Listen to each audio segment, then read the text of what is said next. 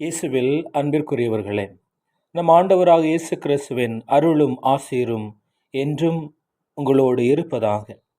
நம்முடைய அன்றாட வார்த்தைகளிலே நாம் எல்லாம் சகோதரர்கள் சகோதரிகள் என்று சொல்கிறோம். இந்த வார்த்தைகள் எல்லாம் போலியானவையாகவே இருக்கின்றன. நாம் சொல்லுகின்ற வார்த்தைகள் அவற்றிற்குரிய பொருளில் பெரும்பாலும் உச்சரிக்கப்படுவதில்லை. அன்பு, பாசம், நட்பு, சகோதரத்துவம், இப்படி பல வார்த்தைகளை கூறலாம். மேலும் பிரியமான, நேசமுள்ள, அன்புமயமான, உயிருக்குயிரான என்ற ஏகப்பட்ட பதங்கள். ஆனால் இவற்றை உணர்ந்துதான் நாம் பயன்படுத்துகிறோமா? இவற்றிற்கான மரியாதையை நாம் உரிய முறையில் அளித்துதான் பேசுகிறோமா என்பவை மிகுந்த கேள்விக்குரியன.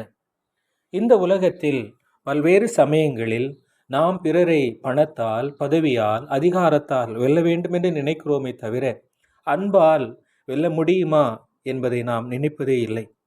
ஆனால் இன்றைய நற்செய்தி வாசகத்தில் முதன்மையான கட்டளையாக இறை அன்பும் பிறர் அன்பும் எப்படி ஒருவரால் வாழ்வாக்க முடியும் என்ற கேள்வியை நம் மனதில் எழுப்புகின்றது. இன்று நாம் எல்லோரும் பிறரால் அன்பு செய்யப்பட மாட்டோமா என ஏங்குகின்ற மனநிலை கொண்டவர்களாகவே உள்ளோம் என்பது வியப்புக்குரியதே. இந்த நிலையில் மறைநூல் அறிஞரின் பதிலான முழு இதயத்தோடு, முழு அறிவோடு, முழு ஆற்றலோடு அன்பு செலுத்துவதே மனிதனுக்கு இன்று தேவைப்படுகிறது. அன்பு என்பது வல்லமை என்பதை இறைவன் தனது வாழ்வால், சாவால், உயிர்ப்பினால் எடுத்துரைத்தார். அத்தகைய இறைவனை ஏற்றுக்கொண்ட நாமும் அன்புள்ளம் கொண்டவர்களாக வாழ்வோம். இறைவன் என்றும் நம்மோடு. ஆமென்.